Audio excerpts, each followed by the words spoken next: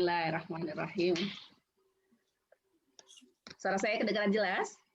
Jelas, jelas saja. Bismillahirrahmanirrahim. Assalamualaikum warahmatullahi wabarakatuh. Waalaikumsalam warahmatullahi wabarakatuh.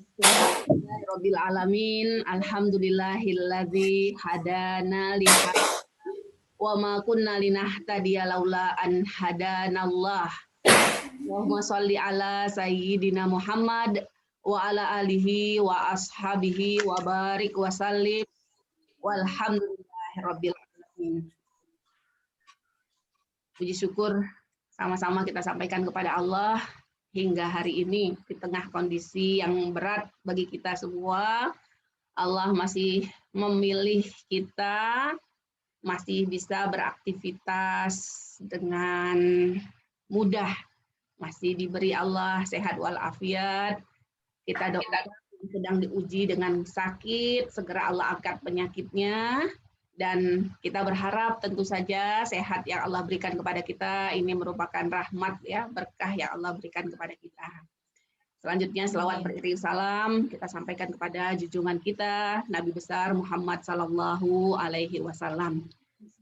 Bersyukur sekali bisa bertemu pada pagi hari ini dengan teman-teman, ibu-ibu yang luar biasa insya Allah dalam Majelis Ta'lim Az-Zahra di bawah komando Bu Dede dan teman-teman pengurus yang lain. Bunita. Oh, Bunita, ketuanya Bunita, nggih.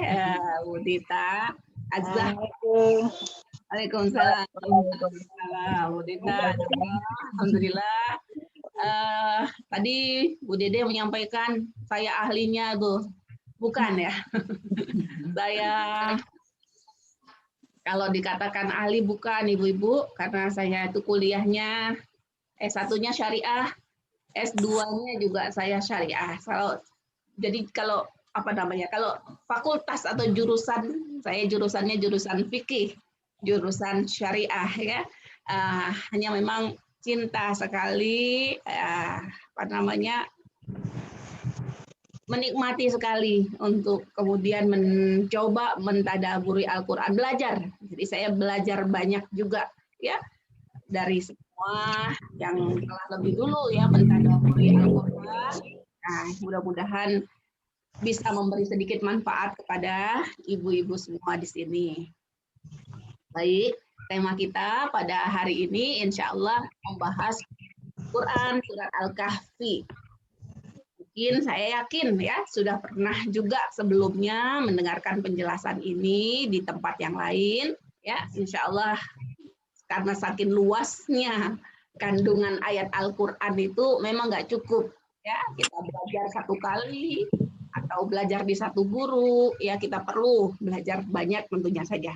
Baik ibu-ibu yang dirahmati Allah, Ibu Dede juga sudah menyampaikan, alhamdulillah, insya Allah saya juga yakin yang hadir di sini sudah mengamalkan ya, sudah membaca surat Al-Kahfi setiap boleh malam Jumat ya, mulai dari malam Jumat sampai di hari Jumatnya, karena ini merupakan sunnah dari Rasulullah Shallallahu Alaihi Wasallam. Berarti dari sini kita bisa memahami Quran surat Al-Kahfi ini merupakan salah satu ya dari beberapa surat yang lain yang istimewa. Ya, nah, istimewanya kenapa?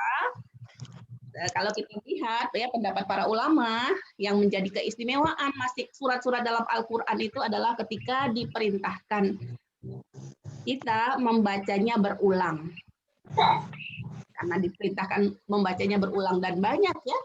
Ada surat, ada ayat yang Allah memintanya kita berulang. Berapa kali diulangnya? Macam-macam ya.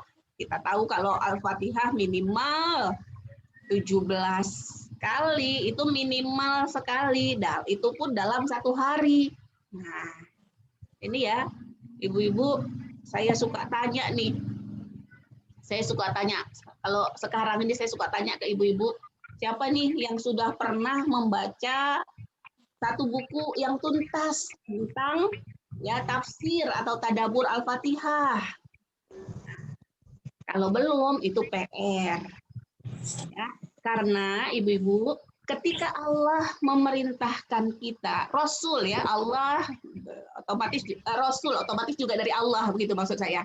Ya, ketika memerintahkan kita untuk membaca berulang-ulang, tentu yang dimaksud bukan yang berulang-ulang ya, atau semua Al-Qur'an itu juga kita diperintahkan membacakan berulang-ulang ya.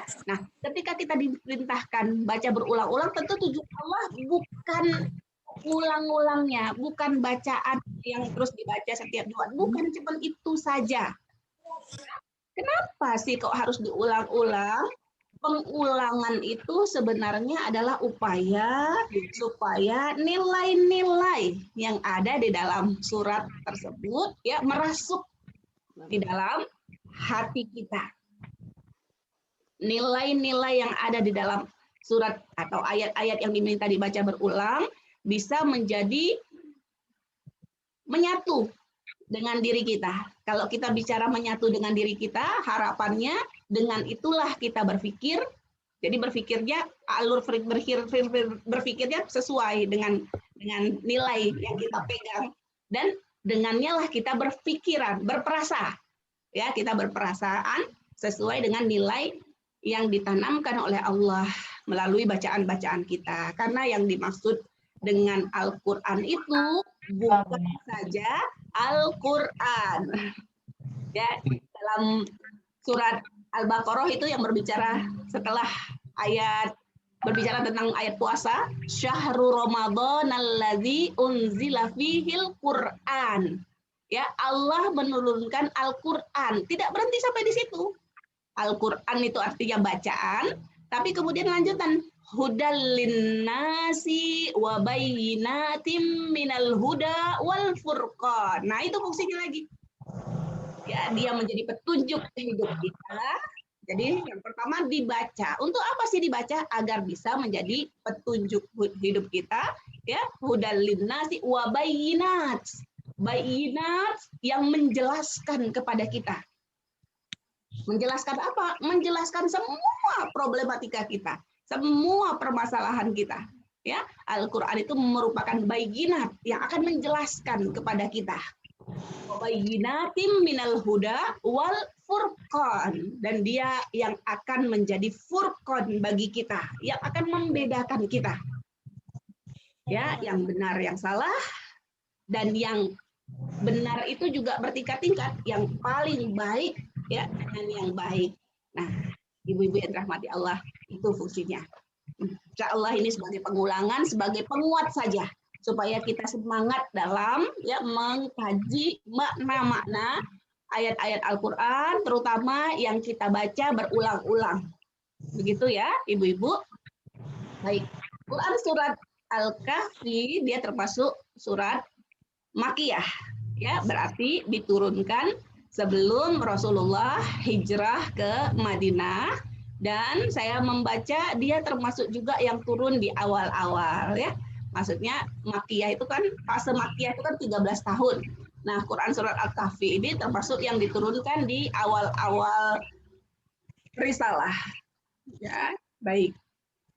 Ini kemudian sedikit saya tambahkan, disebutkan dalam hadis ya, ketika Jibril turun menemui Rasulullah untuk menurunkan Quran surat Al-Kahfi ini, Jibril diiringi oleh 70.000 malaikat. Masya Allah ya, ini menambah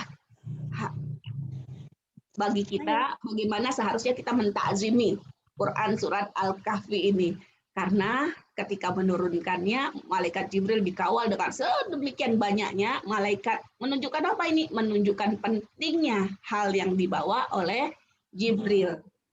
Ya, selanjutnya, nah, adapun fadilah atau keutamaan Quran surat Al-Kahfi, yang pertama ya sesuai yang kita sama-sama tahu, dia mendatangkan cahaya bagi kita. Ya, dari Jumat ke Jumat, inilah yang akan menjadi cahaya yang akan menunjuki kita. Suka panjang cuan, suka. Kalau sampai kelewatan, khawatir dalam satu pekan akan ada cahaya bagi saya. Ibu-ibu, terkadang kita sekarang kalau bicara cahaya, seolah-olah menganggap biasa. Kenapa? Karena kita terang nih. Malam pun kita terang, banyak lampu di rumah kita, lampunya besar-besar. Jadi kita nggak ngerasa gelap sehingga sensitivitas kebutuhan kita sama cahaya kadang-kadang tidak kuat, ya. Saya mendengar penjelasan yang menarik sekali. Tapi coba bayangkan Ibu ketika tengah malam mati lampu, sama sekali mati lampu. Pasti kita akan sangat sensitif sekali sama cahaya. Ya, kita akan pasti kemudian cari cahaya. Nah, Allah mengatakan kehidupan seorang mukmin tanpa bimbingan Al-Qur'an, dia berada dalam kegelapan. Itu satu. Dan yang kedua, yang lebih penting lagi sebenarnya adalah kuburan itu nanti kita akan hidup di tempat yang sangat gelap sekali. Nah, ini kita pasti tahu semua. Ya, kuburan itu gelap gulita. Ada hadis ya, kuburan bicara, ana baitu zulma, aku adalah rumah yang gelap. Ana baitu dud, aku ini rumahnya cacing. Ya, maka terangilah rumahmu itu dengan Al-Qur'an. Dan padang mahsyar pun ketika kita dibangkitkan kelak itu kondisinya gelap gulita. Baik, yang akan menjadi cahaya di antara kita adalah kepada kita adalah surat Al-Kahfi. Selanjutnya diselamatkan dari fitnah Dajjal. Ya, intinya dia nanti fitnah terbesar itu adalah fitnah Dajjal, tetapi sebenarnya juga bukan khusus hanya fitnah Dajjal saja, tetapi fitnah-fitnah lain. Dan kita nanti lihat di sini ada 4 cerita. 4 cerita ini mewakili 4 fitnah. Ya, mungkin sudah banyak tahu ini juga. Ya, secara globalnya ada 4 cerita dan 4 cerita itu merupakan 4 ujian atau fitnah-fitnah kita di dalam kehidupan kita. Kemudian yang ketiga, di fadilahnya ada 3 ya. Yang ketiga fadilahnya adalah mendapat rahmat Allah. Semakin merindukan rahmat Allah dan semakin berpeluang mendapat rahmat Allah, ya. Masya Allah Ibu, banyak sekali ayat-ayat dalam Quran surah Al-Kahfi ini yang menyebutkan rahmat, ya, yang mengandung kata-kata rahmatnya banyak sekali, ya. Saya mencatat di sini, tapi kalau saya menyebutkan satu persatu mungkin nanti kelamaan, ya. Dan mohon maaf ya, memang ini karena kajian kita bukan kajian rutin pekanan gitu loh ya. Jadi saya memang menyampaikannya tidak rinci, tidak ayat per ayat. Saya akan menyampaikan secara global. Insya Allah mudah-mudahan yang secara global ini ketika ibu-ibu membaca Al-Quran cukup ya. Tinggal kemudian mendalami saja tentu saja dengan membaca terjemahnya lagi. Ini ibu-ibu yang dirahmati Allah. Jadi subhanallah banyak sekali ya kata-kata rahmat yang dikandung di dalam Quran surat Al-Kahfi ini. Kan kalau Nabi itu kan mengajarkan kita, Nabi Muhammad kalau baca Al-Quran itu kalau ada rahmat kan minta gitu ya. Pas baca ada kata-kata rahmat, ada surga, ada kasih sayang. Kemudian Rasul langsung berdoa, ya Allah. Nah, itu namanya respon terhadap bacaan. Nah, minta. Ini juga harapannya karena banyak kata-kata rahmat. Ketika kita membaca, kita betul-betul fokus. Sedang mengharapkan rahmatnya Allah. Baik, ibu-ibu yang dirahmati Allah, kita masuk ya. Jadi ada 4 cerita. Bu Dede, hafal 4 ceritanya apa saja? Insya Allah hafal. Monggo. Iya, sudah. Yang pertama. Tentang Ashabul Kahfi yang soal pemuda itu saja. Ya, yang kedua. Pemuda dan jiwa. Terus kedua, aduh, susah diungkapkan. Yang punya 2 kebun. Ashab. Ya, punya 2 kebun itu. Ashabul Jannatain. Ya, cerita. Ketiga, cerita tentang pemuda yang tidur itu saja. Nabi Musa, Bu, yang Ashabul Kahfi. Yang ketiga Nabi Musa. Nabi Musa, ya Nabi Musa. Dengan Khidir ya. Dengan Khidir ya. Yang ketiga, yang keempat cerita tentang yang terakhir cerita tentang siapa itu? Tentang pemuda. Zulkarnain. Zulkarnain. Iya, tentang Zulkarnain itu yang nanti ketemu Ya'juj dan Ma'juj ya. Nah, cerita tentang Zulkarnain. Barakallah, Bu Dede. Nah, ini ibu-ibu, ya insya Allah kita mengulangnya. Kita tahu ya, ada cerita Ashabul Kahfi, ada cerita Ashabul Jannatain, orang yang mempunyai 2 kebun, ya, yang luar biasa ini kebunnya. Nanti kita cerita. Yang ketiga, cerita Nabi Khidir dengan Nabi Musa dengan Khidir. Ya, dengan Khidir yang di dalamnya ini ada 3 cerita. Gitu kan? Nah, jadi cerita yang ketiga ada 3 cerita di dalamnya. Kemudian yang keempat cerita tentang Zulkarnain. Ibu-ibu yang dirahmati Allah, 4 cerita ini mewakili 4 fitnah terbesar dalam kehidupan kita. Ya, cerita Ashabul Kahfi ini kaitannya dengan fitnah agama. Ujian bagi kita nih, agama ini adalah ujian yang kita diajarkan oleh Rasulullah, ya, meminta jangan sampai kita diuji di agama kita gitu. Jadi sebenarnya kalau ujian di yang lain itu sebenarnya lebih ringan, tapi kalau seseorang sudah diuji dalam agamanya ini berat. Ya, yang kedua, cerita yang kedua ini terkait dengan fitnah harta. Fitnah harta, ibu-ibu yang dirahmati Allah ya. Jangan nanti kalau kita mungkin yang masih punya hutang, yang punya kebutuhannya masih lebih banyak, jangan bilang, oh ini aku nggak diuji. Jangan begitu nanti ya. Jadi fitnah harta itu bukan yang cuman yang dikasih banyak. Nanti bilang yang difitnah harta cuman Pok Alia saja, misalnya, salah itu begitu. Yang difitnah harta tuh kita semua, baik yang berlebihan, yang pas-pasan, ataupun kurang, semuanya itu kita diuji ya. Kemudian yang ketiga, ujian ilmu, ibu-ibu yang dirahmati Allah. Ya, ujian ilmu. Yang keempat, ujian kekuasaan. Nah, ini nanti juga ketika bicara tentang ujian kekuasaan, aku kan nggak masuk, aku kan bukan berkuasa gitu loh. Aku kan bukan penguasa, atau aku kan nggak punya kekuasaan. Benar nggak kalau begitu? Nggak benar, Bu, karena semua ayat itu adalah untuk kita, gitu kan? Kira-kira kita nih penguasa tidak, ibu-ibu? Penguasa di rumah, Ustazah. Benar, Po Alia.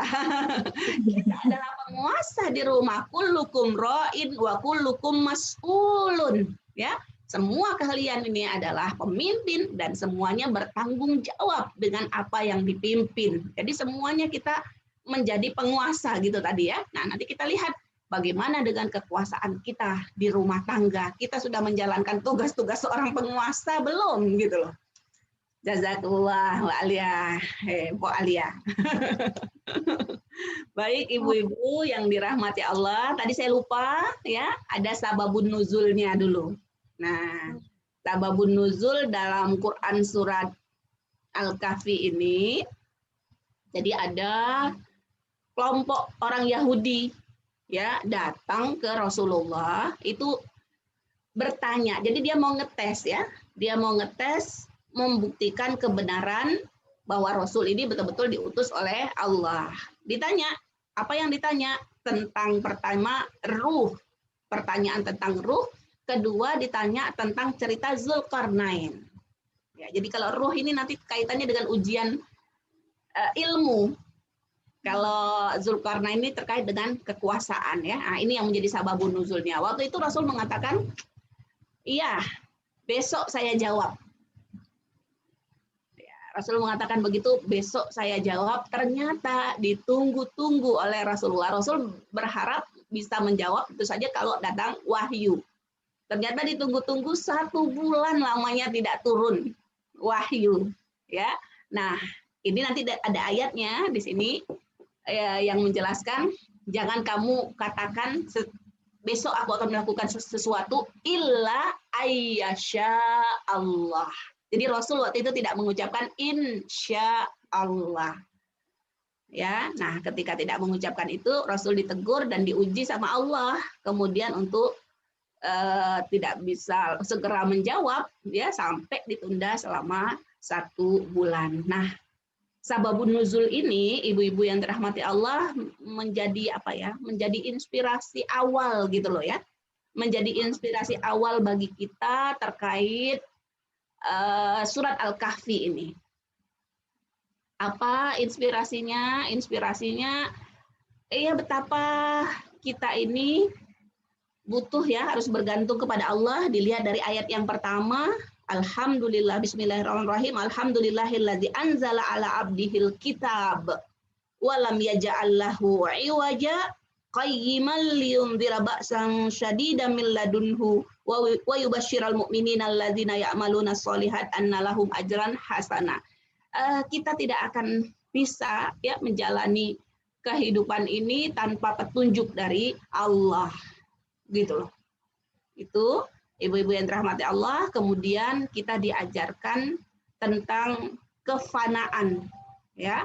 Kefanaan ya, karena itu tadi, karena kita memang tidak mampu apa-apa ya, tanpa bimbingan Allah, tanpa petunjuk Allah, berarti kita ini sangat lemah. Nah, kalau kita sangat lemah berarti kita memang apa ya, mudah sekali ya dibinasakan oleh Allah, dihilangkan, dilenyapkan. Setelah kita punya, hilang mudah sekali bagi Allah.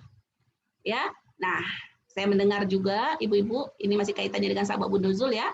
Kaitannya lanjutannya nanti adalah yang menjadi fokus juga dalam surat Al-Kahfi ini ayat ke-7 dan ke-8, Bu. Ayat ke-7 dan ke-8, inna ja'alna ma'alal ardi zinatallaha. Kami jadikan apa semua yang ada di bumi ini, dia sebagai zinah. Zinah itu sebagai perhiasan, ya, ibu-ibu. Sebagai perhiasan bagi bumi ini, buat apa? Linabluwahum. Nah ini. Untuk menguji mereka, ayyuhum ahsanu amala. Siapa di antara mereka yang paling banyak amalnya? Ibu-ibu, kalau perhiasan itu begini loh ya. Perhiasan itu mengajarkan kepada kita itu sesuatu yang sebenarnya kecil, sesuatu yang tidak asasi. Ya, jenengan punya rumah, ya, kemudian rumahnya kita hias, ya, dikasih ini, dipasangin ini. Nah, fokus kita sebenarnya yang kita jaga sekarang rumahnya atau perhiasannya gitu, atau yang penting bagi kita itu sebenarnya rumah atau perhiasan. Nah, tentu saja kan rumah kan, namanya hiasan itu kan dia hanya ya pernak-pernik lah sebenarnya.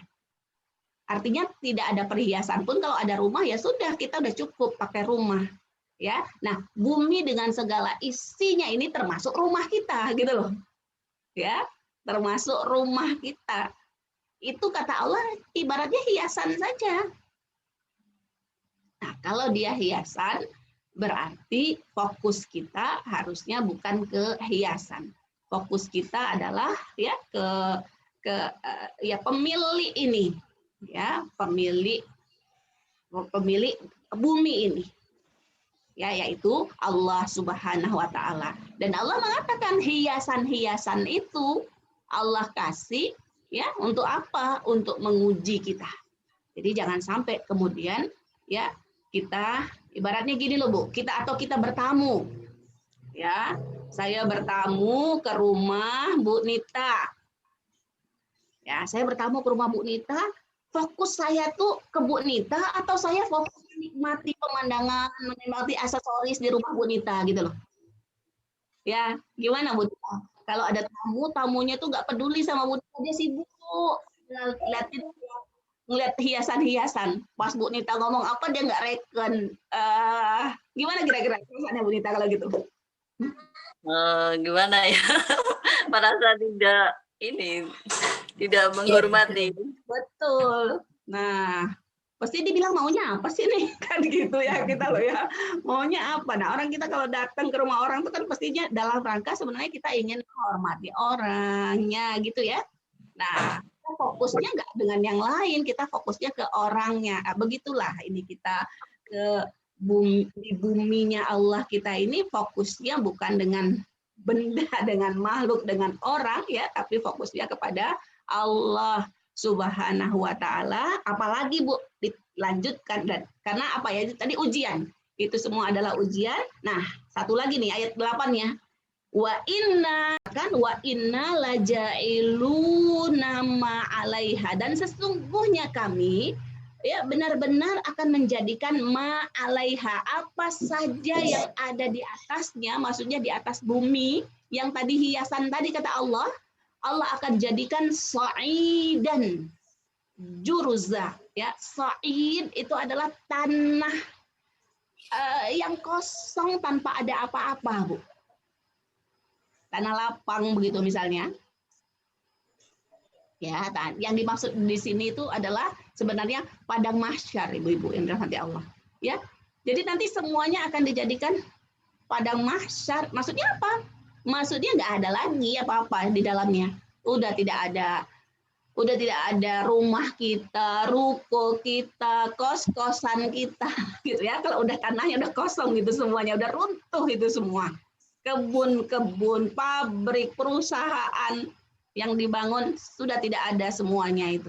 Nah itu dijadikan sa'idan, artinya Allah mengatakan ini yang ada ini cuma hiasan, nanti akan kami jadikan ini semuanya rata. Ya, ini semuanya rata. Baik, ini Ibu-ibu yang dirahmati Allah, panjang ya pengantarnya, tapi tidak apa-apalah. Ini penting juga. Bagaimana?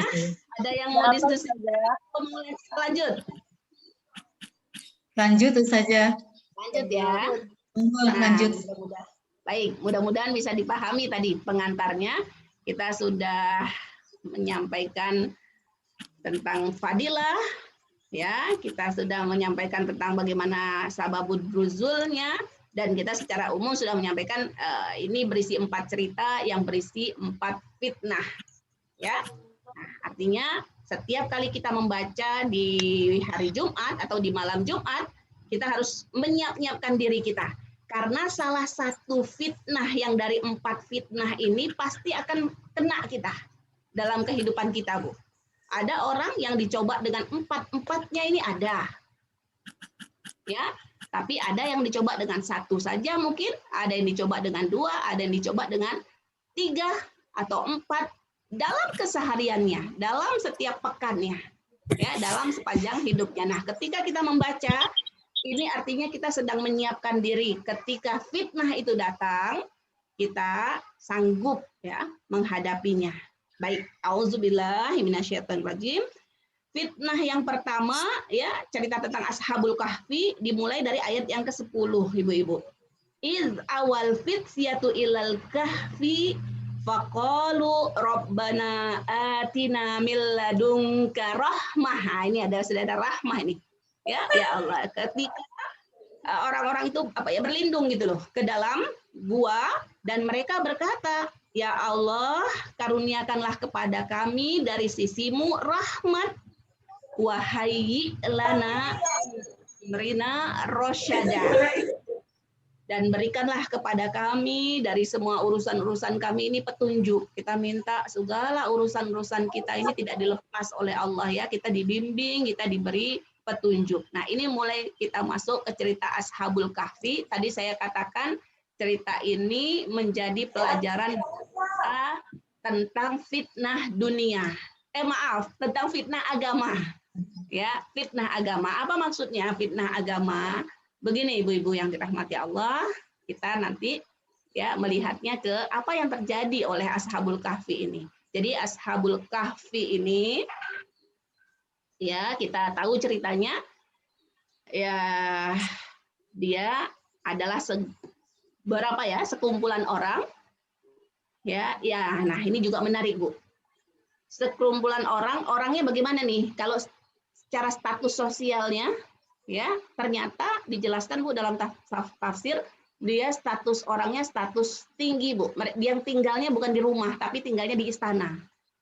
Jadi mereka punya istana, berarti orang-orang apa ya, strata tinggi lah kalau ukurannya harta, ukurannya manusia. Tapi ya mereka beriman kepada Allah, nanti dijelaskan sifatnya apa sifat Ashabul Kahfi ini. Mereka beriman kepada Allah, akan tetapi kondisi pada saat itu ya membuat mereka tidak bisa menjalankan agamanya. Gitu kan? Mereka beriman kepada Allah, mereka mau beribadah, tapi mereka ditekan sama penguasa pada saat itu, sehingga mereka tidak bisa menjalankan agamanya.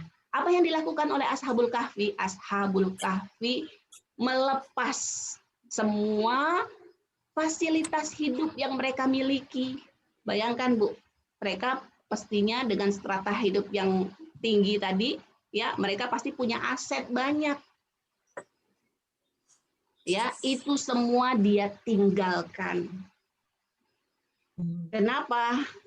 Ya, dia memilih pergi mencari tempat di mana dia bisa menjalankan keyakinannya. Di mana dia bisa melakukan ibadah kepada Allah tanpa ada yang menghalangi, tanpa ada menekannya. Masuk ke dalam gua. Kebayang, Bu, gua ada apa fasilitas di dalam gua itu? Ya, pasti tidak ada. Yang mereka kejar apa sih? Yang mereka kejar adalah rahmatnya Allah Subhanahu wa Ta'ala. Ya, nah Ibu, saya tambahkan lagi nih penjelasannya terkait dengan fitnah agama. Jadi fitnah agama itu adalah, Bu, ketika kita dihadapkan pada kondisi, ya kita lebih mendahulukan keduniaan kita, ya dibanding kewajiban, ya dibanding kewajiban kita memenuhi kewajiban-kewajiban agama. Contohnya lah, misalnya lah ya, kita diundang, ya ini dulu saya mendengar penjelasan seperti ini, ya saya sampaikan waktu itu diskusi sama suami ya, nah sering juga di kadang-kadang dalam kondisi kemudian itu terjadi pada diri saya, ya suami saya ngingetin, nah ini loh fitnah agama ini, ya ini fitnah agama, gimana bisa lulus apa tidak? Contohnya begini, Bu, kita diundang pesta misalnya, ya di situ ada khamar misalnya lah. Ya mudah-mudahan jauh dari kita ya. Ya padahal kan ada hadis. Nggak boleh menghadiri majelis ya yang di dalamnya di situ ada khamar. Nah, kadang-kadang nih kita bilang gini, nanti nggak enak sama orang. Nanti apa kata orang? Misalnya nih pejabat di satu perusahaan asli. Misalnya loh, kalau tidak hadir di situ nanti nah, ketika kita menomorduakan atau menomorsekiankan agama, kita lebih memilih yang terkait dengan dunia dengan alasan, nih setan menghiasi, nggak enak, nanti terancam posisinya, ya nanti dikira tidak mau menjalin komunikasi yang baik, komunikasi yang sehat. Nah, ketika kita bilang seperti itu, itulah dunia.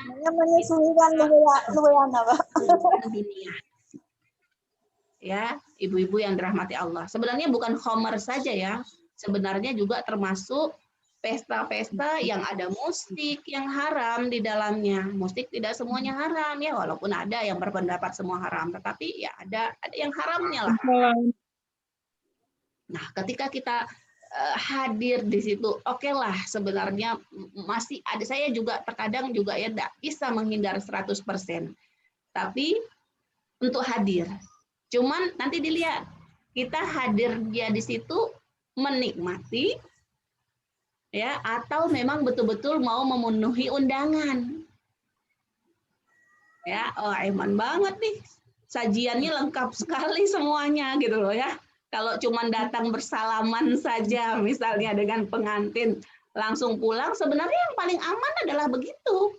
Ketika kita masih berdalil kalau kita nggak hadir di pesta atau di majelis pernikahan lah ya misalnya, kemudian nanti tidak baik, hubungan tidak baik. Oke. Kalau begitu kamu datang, kamu mengucapkan selamat gitu loh. Mengucapkan selamat dan silakan tinggalkan majelis yang tidak syar'i itu. Nah, bukan malah kemudian berlama-lama, bukan malah kemudian nauzubillah juga mungkin larut dengan musik, dengan keadaan, dengan kondisi yang tidak syar'i. Ketika kita lebih mendahulukan yang salah, ibu-ibu yang dirahmati Allah, disitulah kita sebenarnya sedang teruji agama kita. Ya, kita sedang diuji agama kita lebih mendahulukan ya orang. Ya, yang sering kan kita begini ya Bu, kita karena di dalam sama teman-teman ngomong apa? Ngomongin ghibah ya, ghibah, ngomongin orang, kita nanti kalau aku nggak gabung dibilang aku tidak soliditas, aku nggak kompak, aku nggak mendukung, kan gitu loh.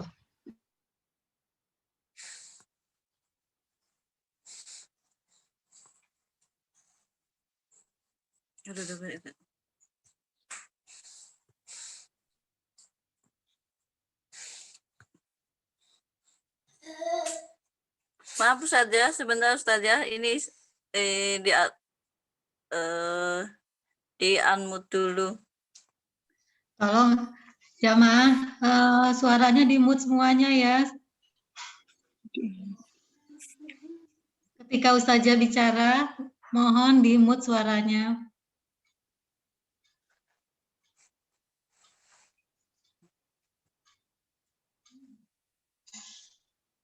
Ustazah tolong speakernya Ustazah. Oke. Sudah ya? Udah. Baik, ibu-ibu yang dirahmati Allah. Jadi, oke, Pok.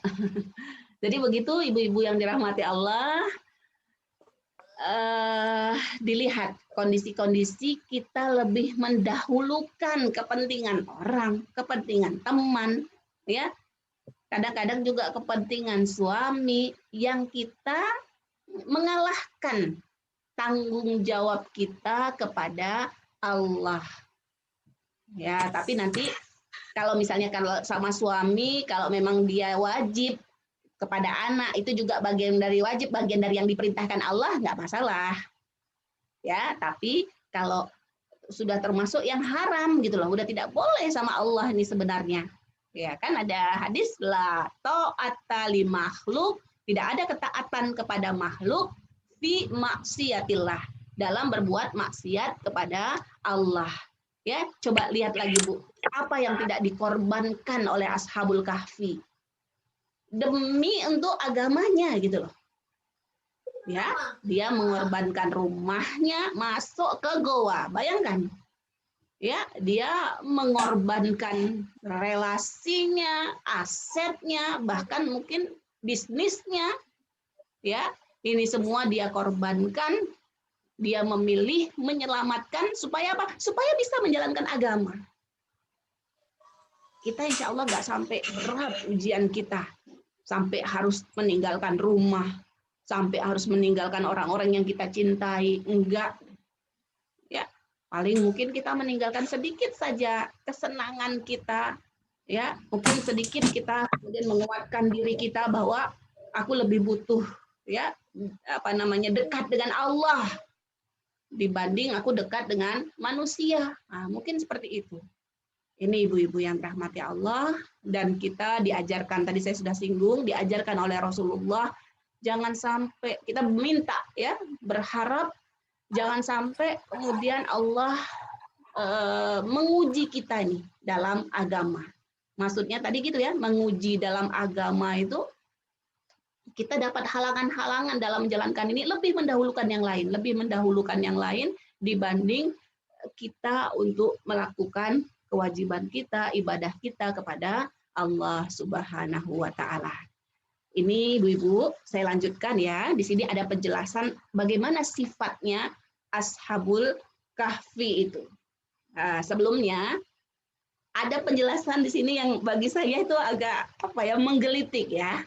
Cerita tentang berapa sih jumlahnya Ashabul Kahfi itu? Berapa Bu jumlahnya? Kan di sini ada ungkapan ya. Ada yang mengatakan Sebentar. Mana di ayatnya tadi? Ada yang mengatakan 3, 4 sama anjingnya. Ada yang mengatakan 5, 6 dengan anjingnya. Ada yang mengatakan 7, 8 dengan anjingnya. Nah, ini saya tuh menggelitik, Bu. Apa Allah nggak tahu gitu loh? Maha suci Allah. Kalau Allah tidak tahu ya nggak mungkin. Pasti Allah tahu jumlah tepatnya, jumlah pastinya. Nah, kenapa kok ada terjadi begini? Ini sebenarnya pelajaran buat kita, Bu. Pelajaran buat kita tuh untuk fokus kepada substansi. Ya, jangan fokusnya itu kepada hal-hal yang sebenarnya nggak perlu. Jadi bagi kita ini Ashabul Kahfi, cerita Ashabul Kahfi itu yang penting itu bukan berapa orangnya. Ya, kalau kita kan biasa aja kalau ada apa-apa tuh, wah nanyanya, nah, siapa aja yang hadir, berapa orang, bajunya apa, sampai begitu semua ya. Yang itu kadang-kadang nggak ada perlunya buat kita. Ya, Iya, tidak ada perlunya, benar ya. Jadi perlunya kita tuh apa sih sebenarnya? Masya Allah ya, kemarin saya di Madrasah Quran yang kedua itu mendapati ya pelajaran. Terus saya tadi malam merenung lagi ketika habis menyampaikan tafsir Quran surat Al-A'la itu. Jadi Bu, fokus kita itu sebenarnya bisa ngambil pelajaran, ya zakaru. Ya. Jadi kalau ada apa-apa, termasuk ini makhluk hidup semua nih, fokus kita adalah bagaimana dari apa yang terjadi, apa yang ada di depan kita bisa ngambil pelajaran. Udah ada 4 nih, saya nggak terus-terusin deh, kepanjangan nanti. Seru saja nih, Us. Iya, itu. Tidak apa Ustaz, nanti beberapa sesi berarti. Iya. Nanti saya jelaskan kalau kita membahas Quran surat Al-A'la, atau monggo Ibu bisa lihat di YouTube saya. Waduh, saya promosi ya. Promosi itu Bu. Promosi Invita, kebaikan, seharusnya. Us. Yang promosi Bu Invita karena beliau ketuanya itu. Ummu Hafiz itu Bunita. Bu Invita ya, benar ya? Bunita. Enggak, Ummu Hafiz itu siapa? Ummu Hafiz. Iya Ustazah pakai akunnya. Ivita Benar, Ustazah. benar. Bu Benar, Bu Ivita. Invita. Nah, beliau itu ketua Sama-sama, pengurus Bu Ivita. Madrasah Quran. Iya bener. Nah, beliau. Jadi nanti Ibu bisa Alhamdulillah. surat-surat, ada ya sudah penjelasan surat-surat pilihan, ada penjelasan surat juz 30, monggo bisa dilihat di YouTube yang kita sudah bikin lah. Kenapa sih Ustazah kok nggak ngajar di sini? Di sini juga boleh juga di sini. Cuman itu juga yang sudah ada. Kalau Ibu ada waktu dipelajari ya, dilihat, insya Allah manfaat. Saya bukan promosi, insya Allah untuk manfaat saja sama-sama. Baik Ibu-ibu. Nambah Ini ilmu tadi Nggak ada apa-apa, Us. misalnya- Share and like. Lah ya, di Poalia saya butuh tuh dorong-dorong orang buat share and like-nya ya. Harus share and like. Perlu Mohon itu, maaf nih. viewer itu perlu, Ustazah. Iya, untuk menguatkan dakwah ya, Bu ya, untuk menguatkan kekuatan agama Iya, kita Us. mudah-mudahan. Jazakumullah khairan. Baik, Masya Allah. Ibu, jadi fokus ya. Jadi nah ini juga kita harus fokus lagi nih. Jangan banyak ke intermezzonya. Cuman nanti kadang-kadang ibu-ibu memang kalau nggak ada intermezzonya tuh ngantuk. Iya, Baik, jadi fokusnya tadi pelajaran jumlah Ashabul Kahfi itu bukan menjadi perhatian, ya. Nah, tapi yang menjadi perhatiannya yang bagaimana? Yang pertama, ibu-ibu yang dirahmati Allah, serius minta rahmat Allahnya. Kan ada tadi ya. Miladungka rahmah. Jadi minta rahmat. Kemudian doa lagi tadi, wahai lana min amrina rasyada. Minta petunjuk. Kemudian Allah katakan ya, innahum fityatun. Sebentar. Innahum, ayat yang ke-13. Mereka itu adalah fityatun amanu birabbihim. Jadi mereka itu Allah puji. Jadi cerita Ashabul Kahfi ini Bu, pengorbanan mereka ya, mengorbankan dunia mereka untuk mendapat untuk menyelamatkan agama mereka diabadikan oleh Allah dalam Al-Qur'an ini. Kan gitu kan? Diabadikan sampai saat ini kita belajar, sampai saat ini kita mengenangnya, sampai saat ini objek wisatanya di mana itu? Lupa saya. Di Yaman atau di mana? Yang sudah ke Ashabul Kahfi siapa? Oh, nggak ada. Belum Belum ya. Ustazah. Ayo Pok, kita buat Jordan. Pok. Kita buat nanti, kita jalan sama-sama ke Masya sana. Allah. Ya, jadi sudah ya. Insya Saya Allah. ingat ada seorang ibu yang cerita sama saya di Yordan kalau nggak salah, ya di Yordan. Nah, di Yordan melihat ke sana dan saya diceritakan, Masya Allah Ustazah ya. Nah, mudah-mudahan kita bisa sama-sama Bu. Saya juga kepingin. Amin. Amin. Amin. Ya, Amin, Ustazah.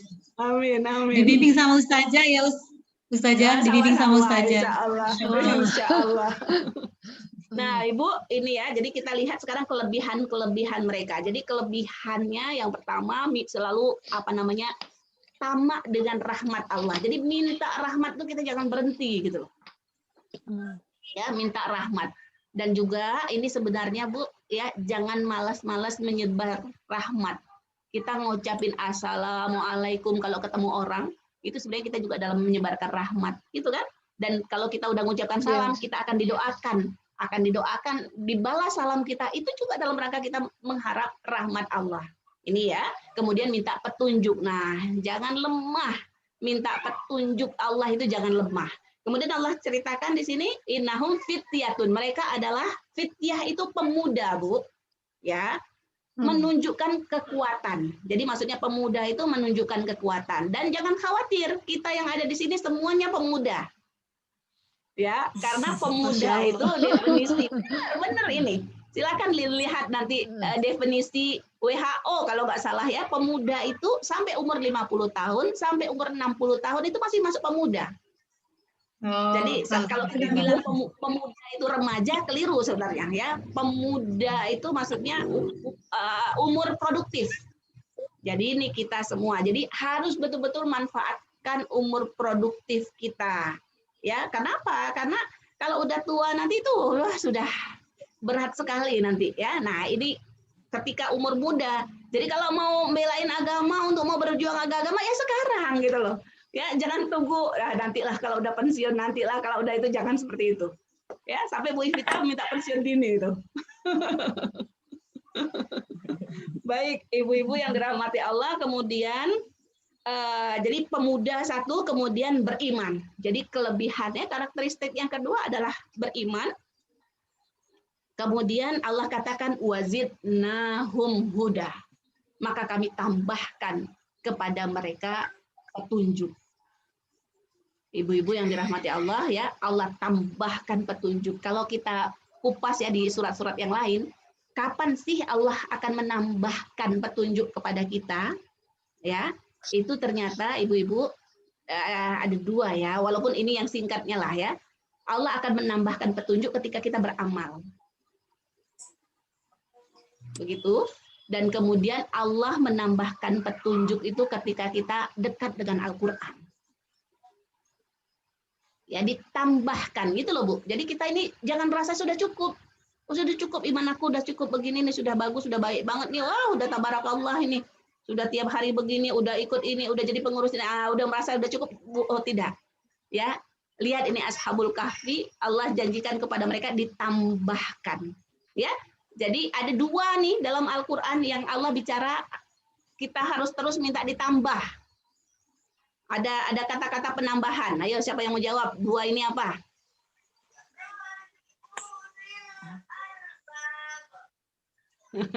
Yang pertama ya hidayah ini tadi kan? Hidayah. Yang kedua ilmu, ibu-ibu yang rahmati Allah. Ilmu. Rabbi zidni ilma. Begitu ya. Jadi bukan ya Allah nambah rumah ya Allah gitu loh. Ya Allah nambah mobil, bukan begitu. Ya Allah nambah aset, bukan begitu, tapi nambah hidayah, nambah ilmu. Kalau nambah rumah, nambah yang lain itu efek saja Bu, efek aja. Jadi nggak apa-apa, kalaupun nambah nggak apa-apa gitu loh. Tapi bukan itu yang dikejar. Sudah, kemudian Nah, ada lagi warobatna ala qulubihim ya. Jadi saya ambil potongan-potongannya saja di sini ya. Robatna ayat yang ke-14. Warobatna ala qulubihim. Robatna itu artinya kami ikat di antara hati mereka. Ibu-ibu ya, kita tahu ya kewajiban atau namanya apa ya, agama ini dulu ya diperjuangkan oleh Rasul tidak sendirian. Nggak ada ceritanya Rasul itu berjuang sendirian, itu nggak ada. Maksudnya bagaimana? Rasul didukung oleh, kalau kita tahu didukung oleh sahabat gitu ya. Nabi Isa ada hawarinya. Nabi Musa ada apa namanya ya? Lupa saya, ada namanya Ribiyun, ada Hawariyun. Ada pendukung-pendukungnya, dan pendukung-pendukung itu bisa berjuang bersama-sama memang ketika Allah ikat hati mereka. Ashabul Kahfi juga begitu, Bu. Mungkin mereka nggak akan punya keberanian ya untuk lari menyelamatkan diri kalau cuma sendirian. Ya. Nah, tapi dia bersama-sama. Begitu juga ini kita untuk melakukan satu pengajian seperti ini. Kalau satu orang mungkin kita nggak bisa. Ya, alhamdulillah Allah mengikat hati Bu Nita, Bu Dede, Po Alia, siapa lagi ya, saya dah hafal. Ya, kemudian bergabung bersama-sama ya melakukan proyek kebaikan. Itu kenapa bisa? Karena Allah ikat, robatna ala qulubihim. Kita berharap ikatan kita semakin hari itu semakin lebar, semakin luas gitu loh. Ya, bisa semakin banyak. Karena semakin besar ikatan kita, semakin luas jangkauan kita, tentunya akan semakin besar yang bisa kita lakukan. Kemudian, nah, ngapain mereka? Mereka idqamu faqalu. Jadi setelah diikat hati mereka, baru mereka bisa qamu. Qamu itu berdiri, Bu. Ayat yang ke berapa itu? Masih ayat yang ke-14 ya. Nah, kita tahu ya, kita kan tahu lidi itu loh. Kalau satu bercerai-berai, kalau itu sama-sama dia kuat, gitu maksudnya.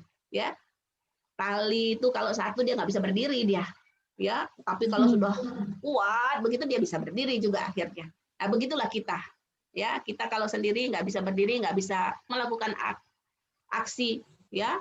Tapi kalau udah diikat hatinya, udah bersama-sama, bisa komu. Nah, komu itu juga artinya selain berdiri, artinya dia bisa bergerak, Bu. Bisa melaksanakan hal-hal besar, kira-kira begitu. Ya, dan hal besar yang paling nomor satu harusnya kita lakukan adalah qalu Rabbuna Rabbus samawati wal ard. Kita berdiri itu untuk apa sih? Untuk melantangkan suara bahwa Tuhan kita itu adalah Tuhan yang satu. Maksudnya kita melantangkan suara untuk apa? Untuk mendakwahkan agama ini, ya, untuk sebanyak-banyaknya ya menyampaikan kebenaran agama ini sehingga banyak yang mau ikut bersama kita. Nah, ini ibu-ibu yang dirahmati Allah, yang pelajaran yang pertama dari Ashabul Kahfi ini, dan Masya Allah ya, Allah berikan bantuan yang sangat luar biasa. Apa yang kemudian Allah berikan? Ya, mereka diselamatkan oleh Allah di dalam gua 309 tahun. Ya, kok ada 309 tahunnya? Ini perbedaan penghitungan bulan Syamsiah dan bulan Qamariyahnya. Sudah? Nih, kalau saya tanya, Bu, sekarang berarti tuh mereka tuh Ashabul Kahfi itu menjadi apa namanya? Nama mereka abadi apa tidak? Abadi. Dicatat dengan tinta emas, dicatat dengan tinta emas. Sampai saat ini pelajarannya menginspirasi. Luar biasa kan? Menginspirasi kita semua. Jadi diangkat oleh Allah. Ini yang terpenting. Itulah ya. Jadi apa namanya? Pengorbanannya yang sedikit sama Allah diabadikan. Namanya diangkat, di apa namanya? Disanjung begitu loh ya. Disanjung oleh Allah, dan kita juga sampai saat ini ikut menyanjung mereka dan terinspirasi. Ini yang lebih penting sebenarnya, terinspirasi ingin melakukan hal-hal baik yang sudah dilakukan oleh Ashabul Kahfi. Sudah, ibu-ibu. Nah, kita juga mungkin kita nggak cari ketinggian hidup di dunia ini, tidak. Tapi yang kita cari yang nomor satu adalah keselamatan kita nanti di akhirat. Gitu kan? Karena keselamatan di akhirat itu tergantung bagaimana keselamatan kita dengan agama. Baik, Bu Dede, ini fitnah yang pertama. Monggo Iya. mau ditambah fitnah yang kedua atau cukup diskusi dulu? Karena waktu ya. Apa diskusi dulu aja Ustazah?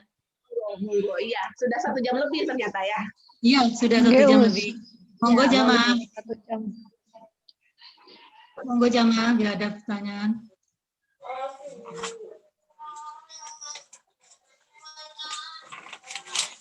Lanjut. Di chat, tadi ada yang masuk?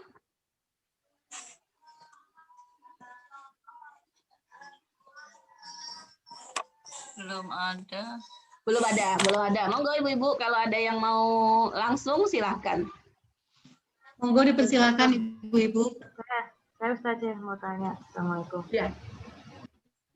Waalaikumsalam warahmatullahi. Itu tadi ada pertanyaan. Nah. Yang ini dulu, yang live dulu ya. Silakan Bu, siapa? Ya, Saya baik. saja. Ini kenapa harus dibacanya di hari Jumat itu ada hubungannya nggak, maksudnya harinya kenapa hari Jumat? Itu saja. Baik.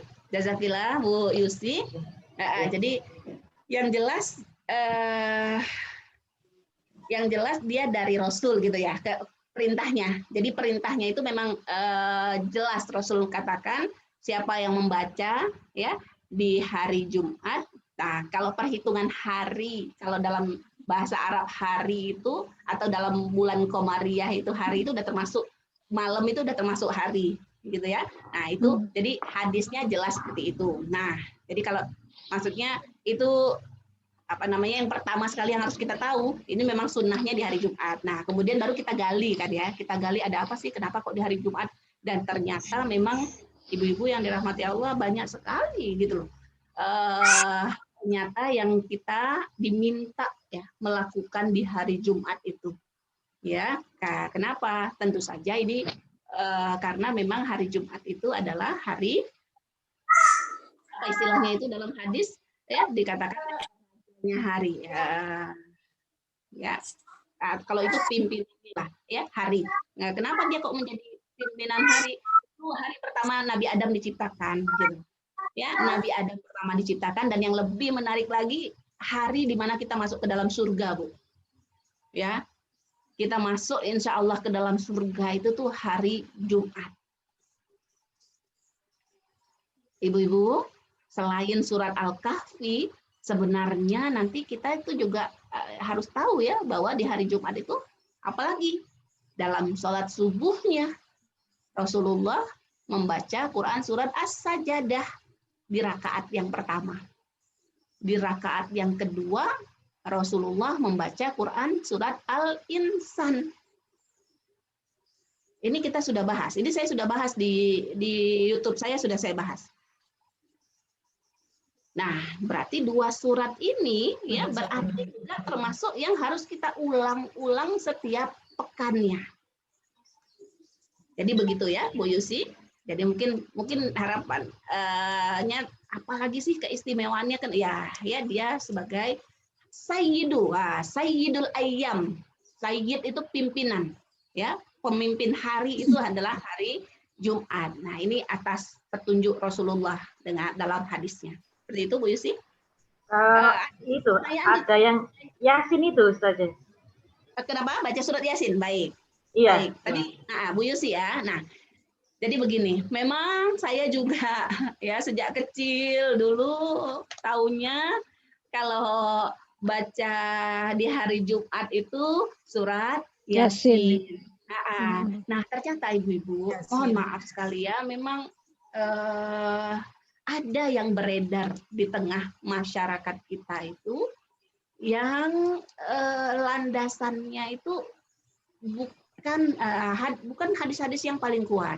Bukan hadis-hadis yang paling sahih. Udah kadung terkenal, ya. Nah, ini bukan saja kaitannya dengan bacaan Al-Quran, banyak lagi nanti hal-hal yang tersebar seolah-olah itulah agama kita, padahal bukan. Itu banyak, ya, banyak sekali Bu Yusi.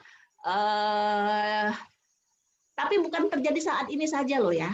Terjadi sejak dulu juga sebenarnya ya. Terjadi juga sejak dulu. Ada yang memang banyak Bu sengaja dibuat-buat Bu. Namanya Israel. Saya bukan bilang Yasin dibuat-buat ya, bukan.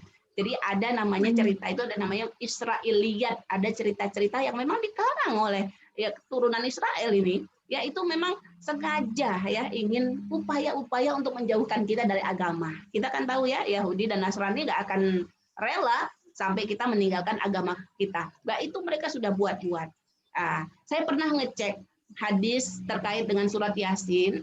Saya dapat makalah tentang fadilah, tentang keutamaan surat Yasin. Banyak sekali hadisnya. Dan itu kemudian ya bukan saya yang ngecek. Kemudian saya mendapat penjelasan nih.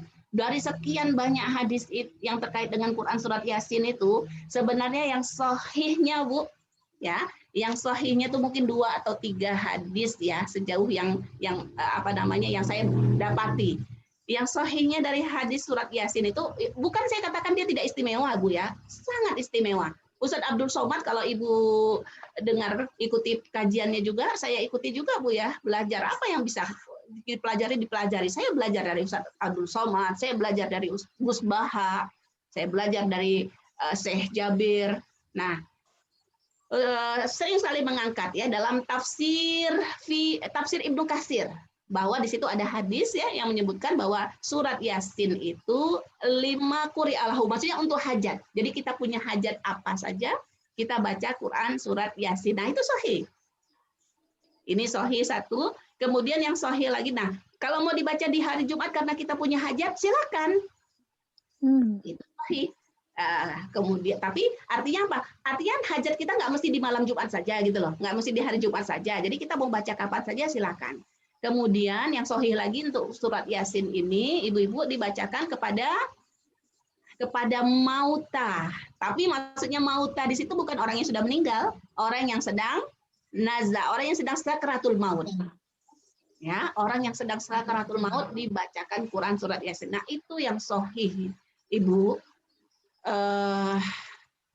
Ya Allah alam bisawab ya. Memang kadung tersebar tadi bahwa malam Jumat baca Yasin, bahkan baca 3 kali surat Yasin. Nah, ini patut kita inikan lagi ya. Kalau mau dibaca juga silakan, tapi kalau dikaitkan dengan hajat. Tapi kalau sunnahnya di malam Jumat, di hari Jumat itu memang Quran surat Al-Kahfi. Hadisnya sahih. Seperti itu. Ada pertanyaan lagi Ustazah? Tadi di chat ada yang sudah masuk? Saya Iya, baca ada. langsung atau dibacakan? Monggo Ustazah. Ini Saya ada baca dari langsung. Surabaya. Ya, monggo Ustazah. Ini dari Surabaya, Ibu Ina. Bagaimana menyelesaikan membaca surat Al-Kahfi? Apakah ada trik-triknya? Karena Ibu Ina ini mempunyai balita. Itu aja Ustazah. Oh, baik. Bu Ina, terima kasih. Masya Allah ya, ada yang bergabung dari Surabaya juga nih. Berarti Ada dari majelis Jakarta taklim. Ustazah. Dari Jakarta Dari juga Jakarta, ada. dari Bekasi Insya Allah. Masya Allah. Berarti majelis taklim Az-Zahroh sudah go apa ini? Go nasional ya. Nasional. Sudah go Ini nasional. saja. Ini. Sibuk saya share-share ke seluruh nasional. Alhamdulillah. Jazakumullah, terima kasih nih ibu-ibu yang sudah bergabung. Nah, bagaimana mensiasati membacanya ya? Jadi begini Bu Ina, mulai maghrib, jadi mulai hari Kamis, maghrib itu sudah mulai bisa dicicil bacaan surat Al-Kahfi itu. Jadi boleh, apakah harus sekali duduk diselesaikan semua? Tidak. Ya, mulainya kapan? Mulai dari hari Kamis habis maghrib. Sampai kapan? Sampai hari Jumat sebelum azan maghrib. Berarti kita punya waktu 24 jam, boleh dicicil ya, boleh dicicil lah setiap habis sholat, boleh 1 halaman, 2 halaman. Nanti kalau ada waktu lagi, kita baca lagi, boleh. Dan jangan lupa saya pesan membaca aja dengan mencoba menghadirkan maknanya. Ya, mencoba mengingatkan diri kita terkait fitnahnya tadi. Saya ini Bu, saya kan guru saya Ustadz Abdul Aziz ya, Abdul Rauf, beliau pernah cerita Beliau pernah cerita yang pertama dia hafal itu katanya surat Al-Kahfi karena keseringan baca. Ya, karena keseringan baca tergiang-giang lah seperti itu ya. Nah, Masya Allah, alhamdulillah. Saya juga kepingin sekali nih seperti itu juga terjadi kepada murid-murid saya. Jadi kita alhamdulillah kalau yang kelas sore di Raudatul Quran, kalau setiap hari Kamis kita datang sore masuk malam itu enggak, kita bacanya di Jumat, mohon maaf, di Jumat sorenya. Nah, jadi baru datang anak-anak di hari Jumat kita baca. Karena dibaca berulang kali, insya Allah nanti mudah menghafalnya. Begitu ya. Ada lagi Bu Dede yang di chat? Ada Ustazah, ada. Bu Dede? Ada lagi Ustazah. Yes. Dari Bu Nelly, terkait dengan asbabul nuzul surat Al-Kahfi, ditanyakan tentang ruh. Apakah di dalam surat Al-Kahfi ini nantinya dijelaskan tentang ruh itu? Demikian saja. Baik. Nah, ini tadi saya belum ngecek lagi nih. Saya juga lupa. Tadi saya juga mau ngecek yang mana ya ayat yang terkait dengan ruh nih. Mohon maaf ya. Tadi saya itu juga belum ngecek. Lupa saya. Apakah ayat yang wayas alunaka anir ruh itu di sini? Tapi kelihatannya nggak di sini. Ya, kelihatannya tidak di sini. Tapi Allah menegurnya ya, Allah menegurnya karena Rasul tidak mengucapkan insya Allahnya itu. Makanya di sini yang ada ayatnya itu ya, yang ada ayatnya jangan kamu mengatakan kamu akan ya menjawab sesuatu itu ya kecuali dengan mengatakan insya Allah. Allah alam ya, Bu siapa tadi? Saya juga tadi itu juga Bu Nevi ya, Bu Nelly. Iya. Saya belum ngecek Bu. Tadi sebenarnya saya udah terdetik dalam hati saya. Ini lupa saya ya ayatnya ini kok nggak ingat pas juga saya tadi kepikir ada di sini apa tidak. Tapi kalaupun nggak ada di sini nggak ada masalah Bu. Karena kalau cerita Zulkarnainnya ada ya, cerita Zulkarnainnya ada dan memang masalah ruh itu Allah tidak jawab Bu ya. Allah tidak memberi perincian kepada kita.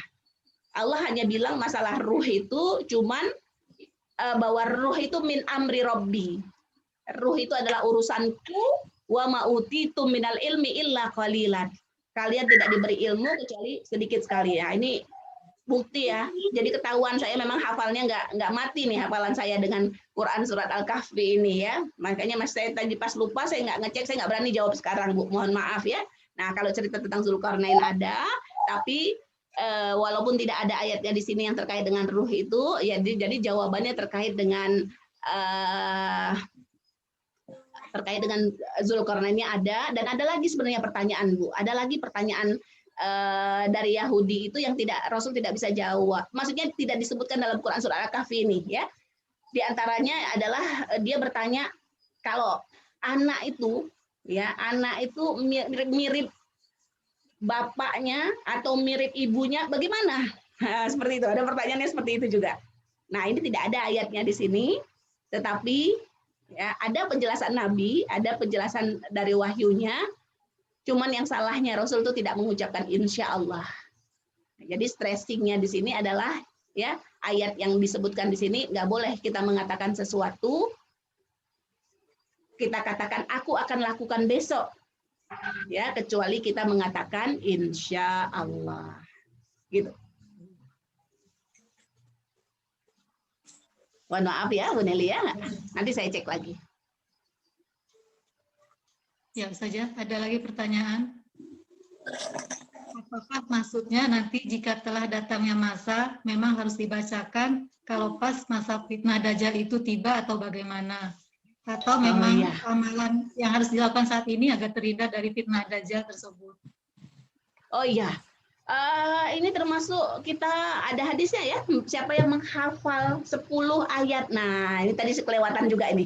Ya, ada yang mengatakan 10 ayat di awal, ada mengatakan 10 ayat di akhir. Itu akan dilindungi dari fitnah Dajjal. Nah, mengamalkannya apa nanti kalau Dajjalnya sudah datang? Belum, Bu. Bukan. Sejak sekarang.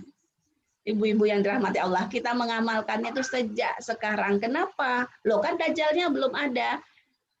Ini sebagai persiapan ya, ibu-ibu yang dirahmati Allah, sebagai apa istilahnya itu? Karena ketika fitnah itu, jadi kalau dalam hadis itu dikatakan fitnah itu datangnya cepat sekali seperti malam datang yang tiba-tiba kan. Kalau dari kita kalau lihat gini loh Bu, jam 10, jam 11 itu kan malam tuh belum gulita ya, belum gelap gulita. Tapi ketika malam itu mau berubah menjadi gelap gulita, nah kalau bahasa Al-Qur'annya malam itu ada walaili idza yaghsha, ada walaili idza saja. Saja itu dalam Quran surah Ad-Duha itu malam yang gelap. Nah, gelapnya malam itu turunnya kita nggak terasa, Bu. Tapi tiba-tiba gitu loh. Ketika dia turun, tiba-tiba kita merasakan gelap gulita itu malam. Nah, seperti itulah fitnah itu turun. Ya, fitnah itu kalau sudah turun, tiba-tiba tanpa kita terasa. Oleh karena itu, kita harus menyiapkannya jauh sebelum datang. Sedia payung sebelum hujan, karena hujannya kalau turun juga nggak kira-kira nih. Ya artinya begitu turun hujan itu kita nggak sempat kadang kalau masih harus mau cari payung lagi. Ya kira-kira seperti itu. Ustazah, ada pertanyaan lagi. Ini jamaah dari Jakarta. Monggo. Iya, dari Jakarta ini Ustazah. Menanyakan, ada yang mengatakan kalau baca surat Al-Kahfi itu tidak harus setiap hari Jumat. Bagaimana Ustazah? Terus kalau untuk menghafal, apakah hanya 10 ayat saja? Itu saja Ustazah. Baik, jazakumullah Ibu. Gini ya Ibu, saya dulu pernah mendengar penjelasan menarik dari seorang ustadz ya. Kalau kita dalam agama ini, kalau ada perkataan katanya, itu harus dipertegas Bu, kata siapa gitu loh. Karena agama kita itu bukan katanya. Ya, bukan katanya ya gitu loh. Jadi siapa? Kalau yang berkata-kata itu manusia, mungkin guru kita, mungkin ustadz ya. Nah, kalau yang berbicara itu manusia, perkataan manusia itu tidak menjadi dalil. Sudah? Yang menjadi dalil itu siapa? Perkataan Rasulullah, perkataan Allah, itu yang jadi dalil. Dan hadisnya Rasulullah Shallallahu Alaihi Wasallam, siapa yang membaca Quran surat Kahfi ya di hari Jumat, maka Allah akan memberikan cahaya di antara Jumat ke Jumatnya. Jelas itu hadisnya, tidak perlu penafsiran, jelas bahwa surat Kahfi ini kita diperintahkan membaca setiap hari Jumat. Apa kemudian hukumnya? Ini ada kayak gitu tuh nanti. Apa nanti kalau gitu, kalau dibaca setiap Jumat, apa nanti hukumnya nggak jatuh jadi wajib? Paham ya maksud saya? Apa jatuhnya nggak jadi wajib? Loh, gini loh Bu, beda ketika amalan itu kita lakukan dengan amalan itu dilakukan oleh Rasulullah. Ini kita jangan nyontoh-nyontoh ya. Rasul nggak setiap hari terawih karena takut dikira terawih itu wajib. Kita ikut-ikutan juga.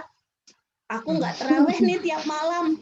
Ya, takut dikira wajib. Siapa terawih itu wajib gara-gara kita gitu. Siapa ya? kita gitu ya. Siapa kita? Siapa lo gitu. Siapa lo? Jadi kalau kita terawih jadi kalau kita terawih tiap malam di bulan Ramadan tuh nggak akan ada orang yang kemudian mengira, oh jadi wajib ya terawih itu hanya gara-gara kita terawih tiap malam. Beda dengan Rasul, Ibu. Kalau Rasul iya, karena perkataan dan perbuatan Rasul itu jadi hadis, jadi dalil.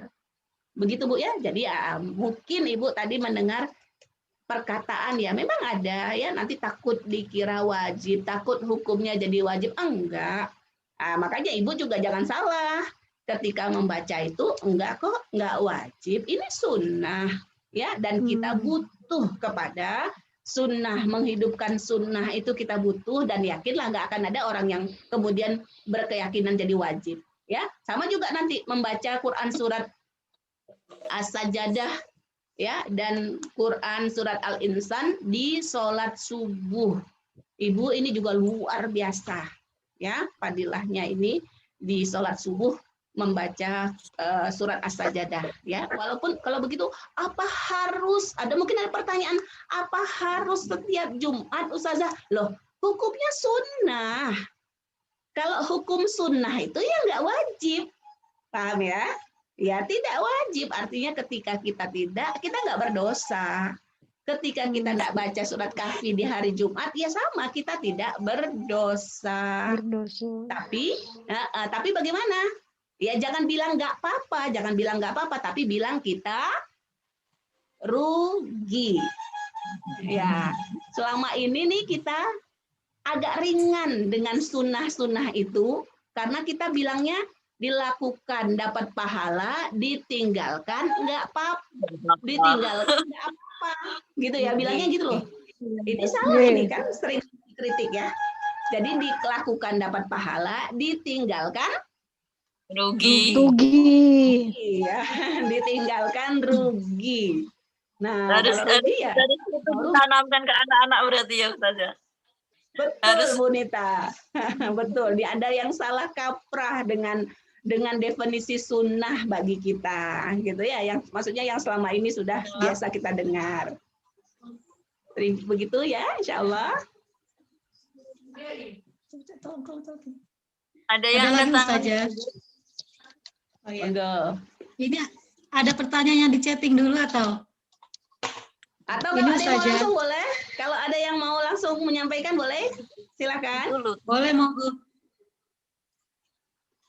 Assalamualaikum warahmatullahi wabarakatuh, Us. Waalaikumsalam. Yang ingin saya tanyakan ini, Us.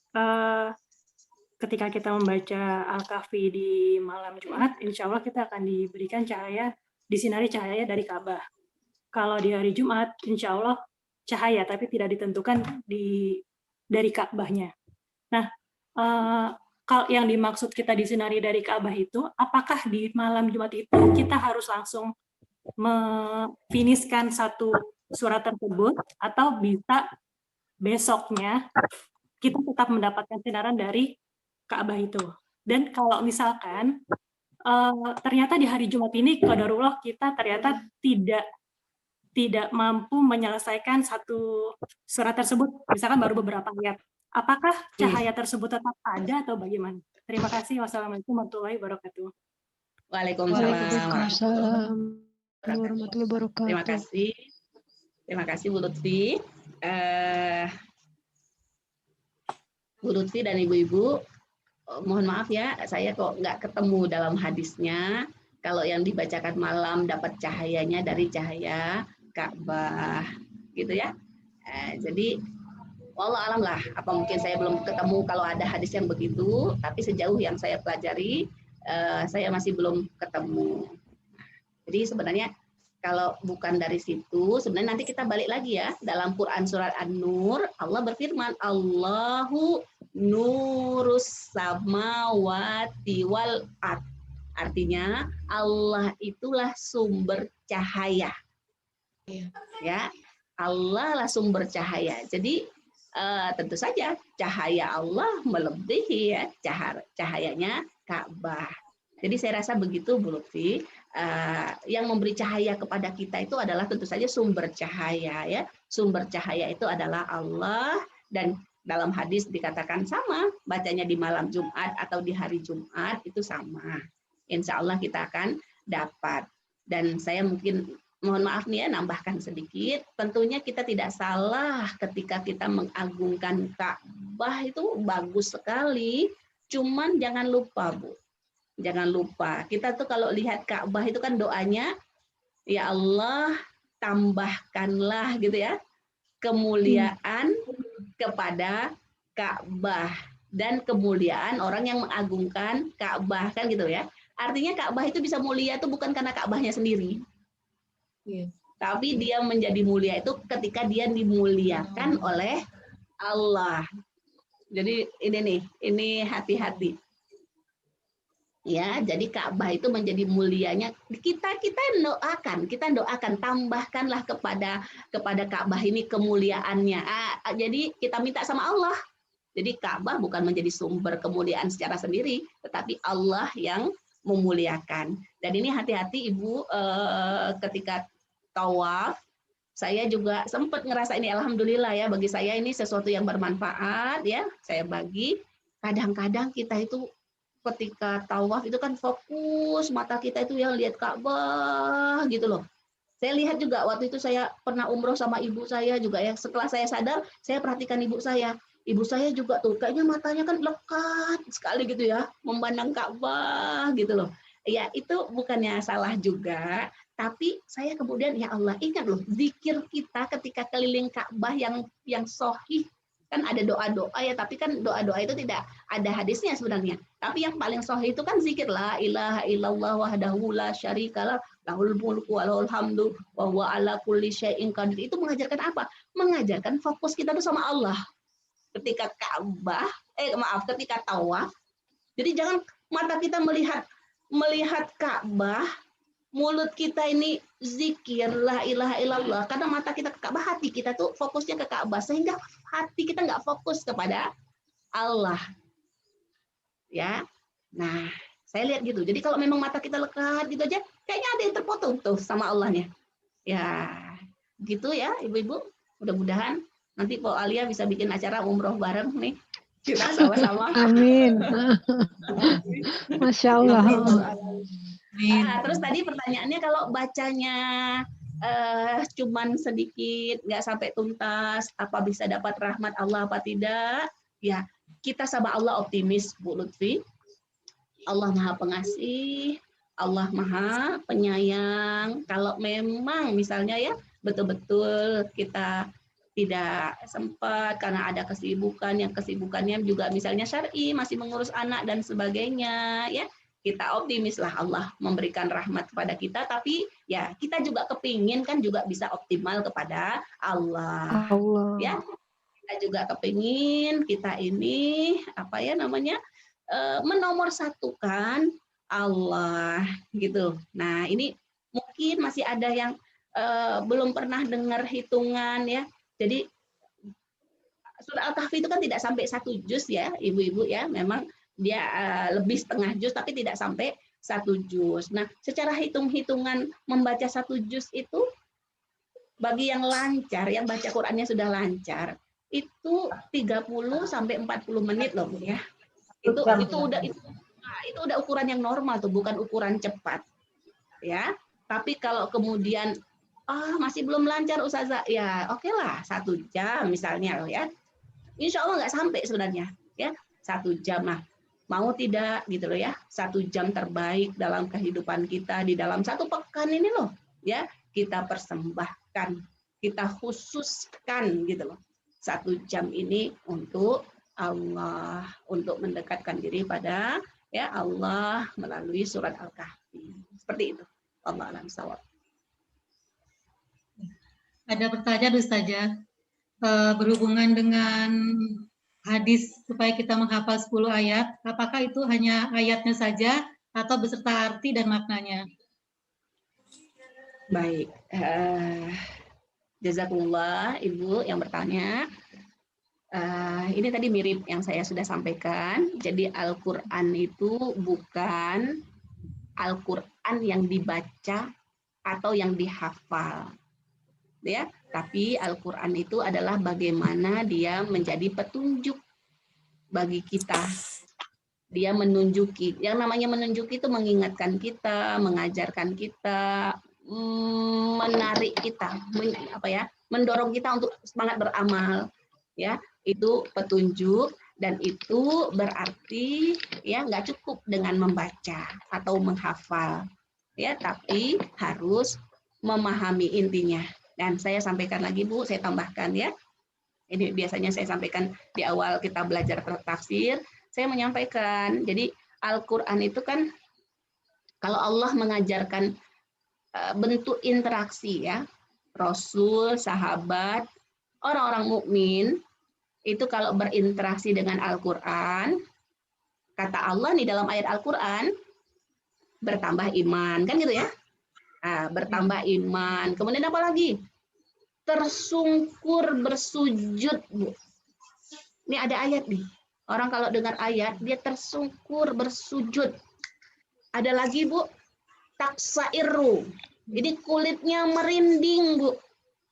Taksairu minhu juluduhum. Kulit-kulitnya ini merinding. Kalau ada yang kita rasain gimana gitu kan merinding gitu.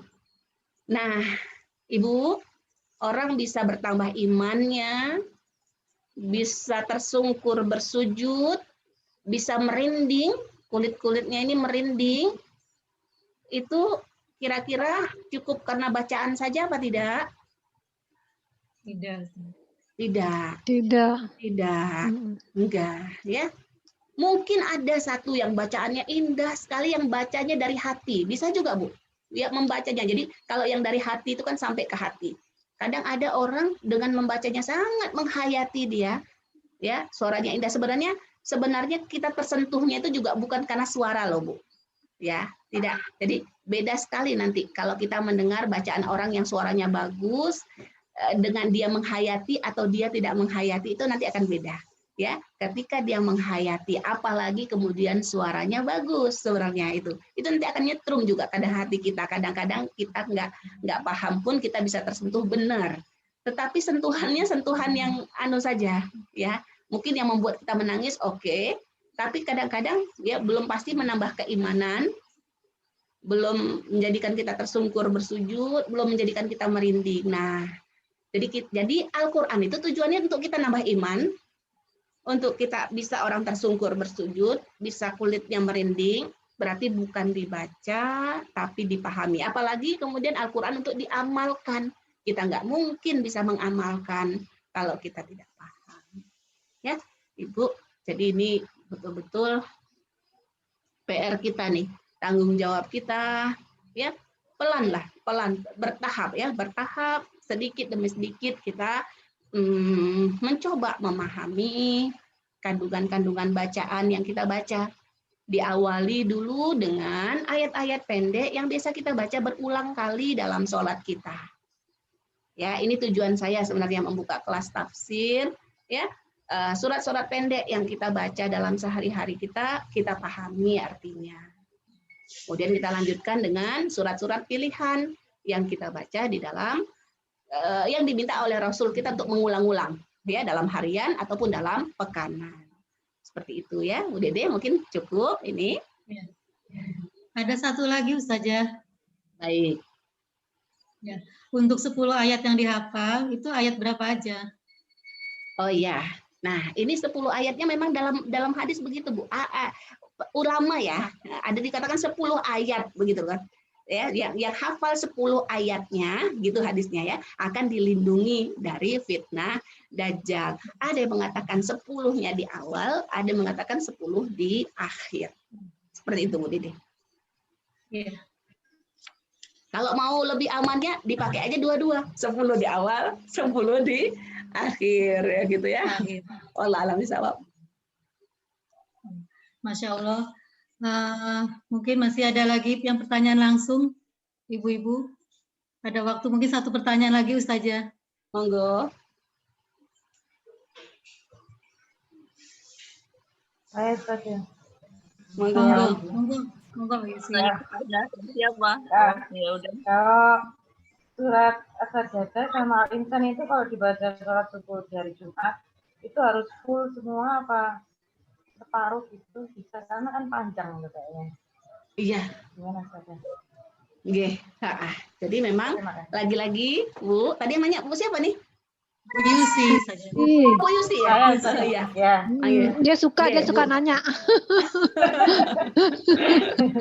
Dan saya suka sama orang yang suka banyak bertanya. Alhamdulillah. Alhamdulillah. Karena kurang paham deh. Oh ya, ada perkataan ulama bagus Bu ya. Ulama mengatakan saya belajar dari pertanyaan orang. Jadi kita jangan malu memang ya ketika kita bertanya. Insya Allah ketika kita bertanya orang dapat manfaat. Ya, jadi jangan malu dan jangan sungkan dengan pertanyaan kita, orang lain jadi dapat dapat manfaatnya. Dapat juga. Ilmunya. Dapat ilmunya juga. Apa tadi pertanyaannya sampai lupa saya. Surat As-Sajdah As-Sajdah. Al-Insan. Baik. Balik lagi Bu Yusi, itu hukumnya sunnah. Ya, itu hukumnya sunnah. Artinya ketika kita tidak mampu pun kita tidak berdosa, kan gitu loh ya. Cuman rugi tadi loh. Nah, jadi boleh nggak usah ya saya juga kadang-kadang rumah gitu ya sama Ustadz juga kadang-kadang ya surat sajadahnya itu jadi 2 rakaat ya, tapi yang jadi dalil bukan saya loh ya, bukan perbuatan saya. Nah, artinya yang tadi menjadi dalil itu karena itu sunnah, masih boleh gitu loh, masih boleh kita apa namanya, kita tidak lakukan ya, dan masih boleh juga ketika kita mampunya baru Quran sajadah saja, seharusnya kan 1 rakaat. Jadi ketemu ayat sajadah itu ruku, kemudian ruku sujud ya, kemudian bangun lagi menyelesaikan surat sajadah itu, baru kita sujud. Rakaat kedua suratnya surat Al-Insan. Tapi kalau belum mampu nggak apa-apa, Bu. Ya, boleh kita baru mampu baca surat As-Sajadah saja. Nah, Ibu-ibu, ini kalau kita tidak bisa nih terkait ya, karena kita bahas ini, ada pertanyaan ini saya sampaikan. Jadi sebenarnya membaca, kita yang belum hafal bagaimana gitu kan? Kita yang belum hafal ya tentu saja saran saya yang pertama bagi yang belum hafal ya mencari masjid, Bu.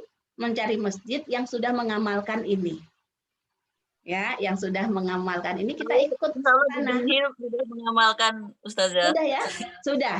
Barakallah. Nah, kalau sudah, nah nanti yang masjidnya masih belum, dia bisa pergi dulu ke masjid yang lain atau kemudian sampaikan ke imam masjidnya. Boleh jadi imam masjidnya nggak tahu satu, boleh jadi imam masjidnya juga ragu-ragu nih nanti makmumnya keberatan apa enggak sih ya gitu loh. Ya, boleh jadi juga mungkin belum hafal. Jadi saya pas habis melontarkan seperti ini di kelas Madrasah Quran, ya ada yang belum, ya cari imam yang lain, khusus di subuh hari Jumat. Atau enggak, saya bilang aja sama imamnya, kalau belum hafal suruh hafalin, insya Allah nggak lama. Kalau dia penghafal Quran, dia nggak akan lama menghafal 2 surat ini. Gitu ya. Nah, itu Bu, jadi kita cari masjid yang melaksanakan seperti ini. Ya, apa harus? Enggak harus, kan sunnah. Cuman fadilahnya luar biasa loh. Nah, sudah. Tapi kemudian kalau nggak bisa, hanya masih kecil, nggak bisa ditinggal sholat subuh keluar, Ustazah. Ya. Nah, boleh kan kita sholatnya masih harus di rumah. Silahkan Ibu, ada fatwa dari Syekh Utsaimin, Bu. Fatwa dari Syekh Utsaimin ya. Kalau saya pribadi memegang, memang kalau sholat fardu nggak boleh pegang mushaf, ya. Tapi kalau sholat sunnah boleh. Itu pendapat yang umum begitu. Nah, ternyata saya baru tahu juga ada fatwa dari Syekh Utsaimin, saking pentingnya ini, ya baca 2 surat ini di subuh hari Jumat, dia memfatwakan boleh sambil buka mushaf. Jadi lagi-lagi ya, ini fatwanya beliau. Walaupun kalau saya pribadi ya itu tadi saya lebih cenderung cari ke masjid yang ada kalau bisa. Sudah bisa meninggalkan anak gitu ya. Kalau belum bisa ya ya tidak bisa membacanya di dalam sholat, saya rasa boleh juga nanti ya di luar sholat kita baca, karena yang penting itu bagaimana kita bisa mentadaburi maknanya itu. Ya, itu juga penting. Walaupun tidak sunnah loh ya, tidak ada sunnah baca surat sajadah, surat Al-Insan di hari Jumat. Nah, itu tidak ada. Cuman ini tadi saya pikiran saya saja, kita belum bisa dan kita nggak mau pegang mushaf di dalam sholat fardu. Ya, upaya yang bisa kita lakukan untuk itu kita coba baca di luar sholat untuk mentadaburinya. Wallahu a'lam bishawab. Terima kasih Ustazah. Ustazah, ini terkait untuk kita arti dan maknanya Al-Quran ya Ustazah. Okay. Ada pertanyaan, apakah yang harus kita pelajari bahasa Arab dulu ataukah belajar arti makna dari Al-Quran itu sendiri? Kan ada sekolah terjemah Quran dan ada sekolah bahasa Arab. Itu yang utama pilihan yang mana Ustazah? Baik, terima kasih Ibu yang bertanya. Saya ini bukan orang bahasa, maksudnya jurusan saya tuh bukan bahasa Arab ya. Saya kan tadi saya sudah katakan saya ini orang fikih, orang syariah. Saya mendengar banyak kelas-kelas belajar bahasa Arab pakai Quran. Ada gitu kan ya? Nah, saya waktu itu ngomong sama teman saya yang ahli bahasa, yang pinter banget bahasa Arabnya itu. Ya, saya tanya sama dia, belajar bahasa Arab pakai mungkin ada yang beda juga, belajar bahasa Arab yang lain juga ada ya, tapi ini saya mengomentari yang belajar bahasa Arab tapi pakai Quran. Saya bilang emang bagus, saya bilang gitu ya. Nah, teman saya jawab, enggak dong Kak, gitu loh. Dan saya cocok dengan saya, iya dong, kita itu kalau baru belajar bahasa Arab kan pakai kalimatnya yang sederhana kan.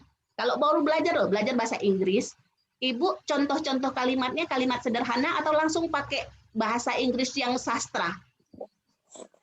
Sederhana. Kalimat yang sederhana. Hari-hari. Pasti yang sederhana.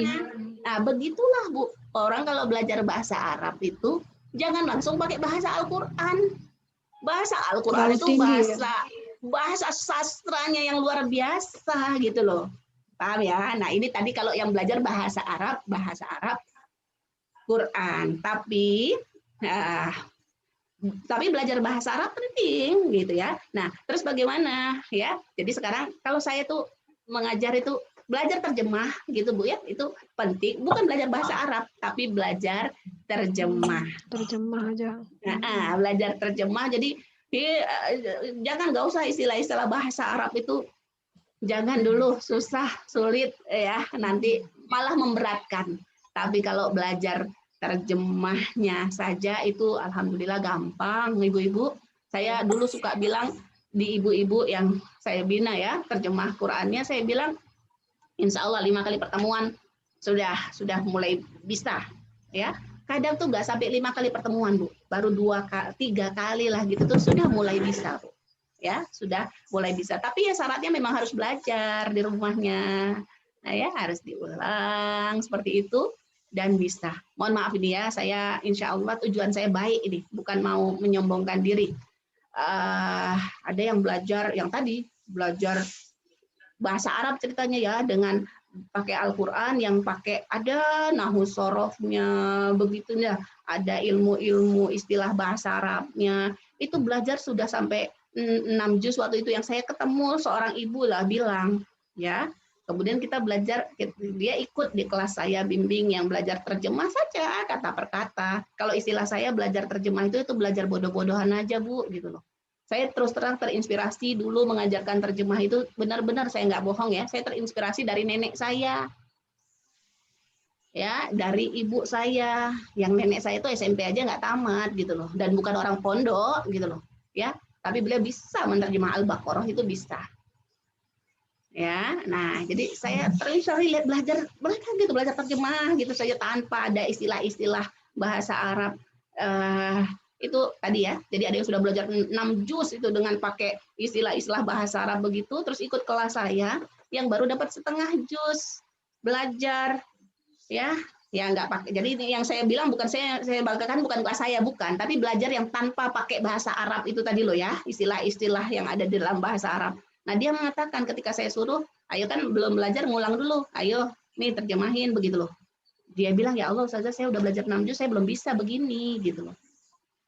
Ya, jadi ini memang orang beda-beda Bu ya, orang punya pendapat pasti beda-beda, tapi kalau saya memang susah sekali Bu belajar bahasa Arab itu langsung pakai Quran. Ya, ada bahasa Arab itu, Quran itu ada, tapi bagi yang sudah menguasai. Dia sudah menguasai bahasa Arab. Nah, dia kepengen belajar bahasa Arabnya Quran, itu oke. Sudah? Nah, Ibu belajar bahasa Arab berpengaruh apa tidak kepada Al-Quran? Insya Allah berpengaruh, dapat manfaat, ya.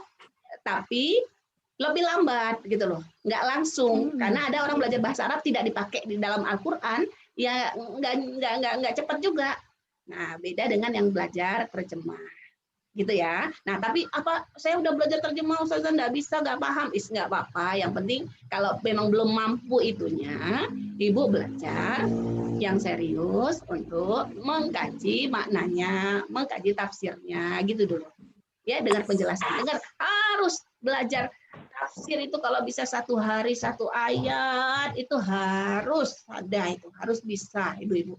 Ya, Umar bin Khattab itu Bu belajar Al-Baqarah 10 tahun Bu. Ya, seperti itu. Ya, wallahu a'lam bishawab. Baik Ustazah, memang pengalaman usia saya seperti saya 50 ke atas ya Ustazah ya. Untuk mempelajari bahasa Arab tuh sangat sulit. Tapi sangat sulit, mungkin karena sudah lemot gitu ya. Tapi kalau untuk mempelajari Quran per makna, per ayat, berarti itu mudah. Jadi ketika kita membaca Quran, misalkan Al-Lazi, jadi kita udah langsung di hati itu sudah, oh ini orang-orang yang, atau Ina, oh ini sesungguhnya. Barakallah. Ini sesungguhnya. Jadi langsung masuk saja. Jadi mungkin beda dengan usia di bawah saya gitu, mungkin beda gitu saja. Benar, Masya Allah Bu ya, Masya Allah. Nah ini Ibu yang belum mulai belajar terjemah, belajar Bu ya, belajar akan nikmat sekali ya. Ketika kita baca itu langsung tahu, nggak harus baca terjemahnya ya, langsung tahu, itu akan berbeda sekali. Nikmat kita sholat dengar bacaan imam, paling nggak kita tahulah ya 50%-nya ini maksudnya ini gitu loh. Itu akan nikmat sekali insya Allah. Dan nggak lama Bu belajar terjemah itu ya, tidak akan lama. Alhamdulillah saya sudah punya banyak murid yang sudah ngajarin terjemah sekarang, belajarnya nggak sampai 1 tahun. Seperti itu. Ya, Ustazah, ini pertanyaan terakhir yang lewat chat. Kalau kita sedang haid, apakah boleh kita mendengarkan lewat murotal, apakah sama di pahalanya dengan membaca, Ustazah? Iya, pertanyaannya boleh mendengar ya. Kalau pertanyaan boleh mendengar, boleh Ibu. Mendengar nggak dilarang. Gitu ya. Nanti saya tambahkan, saya kembangkan. Kalau pahalanya dapat apa tidak, pahala mendapat 1 huruf dapat 10 pahala itu kan bagi yang membaca ya, bagi yang membaca. Tapi kalau tadi mendengar terus sambil dilihat begitu, itu termasuk membaca. Itu berarti kan nanti tinggal pertanyaannya membaca boleh apa tidak. Nah kalau Ibu tadi bertanya begini, berarti Ibu mengikuti pendapat yang orang haid tidak boleh membaca. Nah, orang haid boleh membaca apa tidak itu ikhtilaf. Ya, itu masih ada 2 pendapat. Ibu kalau baca di buku mana saja, buku fikih, saya kebetulan udah ngecek gitu ya, nggak ada terus pendapat yang bulat gitu loh. Orang haid tidak boleh membaca. Jadi kalau ada 2 pendapat, berarti memang ya dua-duanya memang bisa, Bu. Nah ini kok ada perbedaan sih? Wajar ibu-ibu yang dirahmati Allah. Dulu juga saya bilang, ya Allah, di zaman Rasulullah dulu itu kan bukannya perempuan banyak ya gitu loh. Masa mereka nggak tanya sih sama Rasul? Ya Rasul, boleh nggak nih perempuan haid baca Quran ya? Saya pas mikir gitu, saya ketawa sendiri, Bu. Kenapa kok saya ketawa sendiri? Saya baru ingat, ya Allah, di zaman Rasul Qurannya belum ada. Belum ada Qurannya. Quran itu baru dibuat, ya dibukukan, gitu kan, jadi mushaf itu baru di zaman Abu Bakar. Jadi memang, jadi dalam pembahasan bolehkah wanita haid itu baca Quran, itu tidak ada hadisnya, ya tidak ada hadis yang kuat gitu loh, ya yang melarang perempuan membaca. Berarti kalau hafal boleh ya. Kalau hafal diulang-ulang boleh banget itu ya. Dijadikan zikir, dijadikan doa, itu boleh. Nah, nanti tinggal tinggal bagaimana kita mau milih pendapat yang ini, silahkan, karena masing-masing juga punya dalil, punya pendapat yang insya Allah kuat gitu ya. Tidak usah harus mengatakan yang paling benar kalau terjadi ikhtilaf. Ya, masalah ikhtilaf adalah sesuatu yang tidak bisa dihindarkan dalam agama ini. Ya, baik Ustazah. Ini ada komentar ini aja. Alhamdulillah benar, memang dengan belajar terjemah memang merasakan kalau itu ada efeknya, sama seperti yang saya rasakan saja. Walaupun terjemahnya saya baru belajar awal ya, masih juz 1 itu, tapi efeknya ketika membaca surat-surat pendek atau ketika membaca doa, ada kata-kata yang biasa kita baca sehari-hari aja gitu ya, langsung ada efeknya. Ini pun ada jamaah yang seperti itu. Testimoninya, alhamdulillah memang betul saja. Itu saja, saya rasa cukup ya Ustazah ya. Sudah mau jam 11. Jazakillah khair. Jazakillah untuk Ustazah. Insya Allah kajian tafsir yang dibawakan oleh Ustazah Maya akan berlanjut setiap pekan keempat hari Rabu ya Ustazah ya. Insya Allah. Insya Allah untuk bulan berikutnya kita lihat situasi apakah kita offline atau masih online. Kita lihat nanti akan kita kabarkan ke majelis. Insya Allah semoga kita dimudahkan dalam majelis ilmu ini. Semoga tidak ada halangan apapun walaupun dalam keadaan pandemi seperti ini tetap wajib hukumnya kita mencari ilmu dari orang-orang yang orang-orang yang sudah benar-benar paham ilmunya. Insya Allah pahala terus mengalir untuk kita semua, baik yang memberikan ataupun yang mendengarkan. Amin, amin. Baiklah, kita sudah paham tadi asbabun nuzul surat Al-Kahfi, manfaatnya, ya kita sudah tahu ya, kita akan diterangi dan kita akan dihindari dari fitnah dajjal serta kita akan diberikan petunjuk. Jadi kita tidak semata-mata hanya membaca surat Al-Kahfi, tapi kita tidak tahu maknanya, tidak tahu artinya. Demikian jamaah sekalian, terima kasih atas kehadirannya yang alhamdulillah jamaah peserta tadi saya lihat ada 40 orang Ustazah dari beberapa kota. Alhamdulillah dari Surabaya, dari Jakarta, dari Bekasi. Alhamdulillah, Rabbil Alamin. Semoga ilmu yang diberikan ini Allah akan catat sebagai ladang pahala kita. Demikian para jamaah sekalian. Kita tutup dengan doa yang dipimpin oleh Ustazah Maya. Monggo Ustazah, kami persilakan untuk pemimpin doanya. Astaghfirullahaladzim. Astaghfirullahaladzim. Astaghfirullahaladzim wa natubu ilaik. Allahumma sholli ala sayyidina Muhammad wa ala alihi wa ashabihi wa barik wa sallim walhamdulillahi rabbil alamin. Rabbana zalamna anfusana wa illam taghfir lana wa tarhamna lanakunanna minal khasirin. Allahumma ighfir lana dhunubana wa liwalidina warhamhum kama rabbawna shighara. Allahumma a'inna ala dzikrika wa syukrika wa husni ibadatik. Allahumma ja'alna min ahlil Qur'an. Allahumma ja'alna minal muttaqin. Allahumma ja'alna minal mukhlisin. Allahumma ja'alna minal muhsinin ya rabbal alamin. Rabbana la tuzigh qulubana ba'da idh hadaitana wa hab lana min ladunka rahmah innaka antal wahhab. Rabbana atina fid dunya hasanah wa fil akhirati hasanah wa qina adzabannar wa adkhilna jannata ma'al abrar. Wa sallallahu ala sayyidina Muhammad wa ala alihi wa ashabihi wa barik wa sallim walhamdulillahi rabbil alamin. Amin, amin. Alhamdulillah, mohon maaf dari saya sebagai pembawa acara apabila ada salah, kebenaran datangnya dari Allah, kesalahan dari saya. Jazakumullah khair untuk semuanya dan khusus jazakillah khair untuk Ustazah Maya. Wassalamualaikum warahmatullahi wabarakatuh. Waalaikumsalam warahmatullahi wabarakatuh. Terima kasih Us. Sama-sama. Saya pamit ya. Waalaikumsalam warahmatullahi wabarakatuh.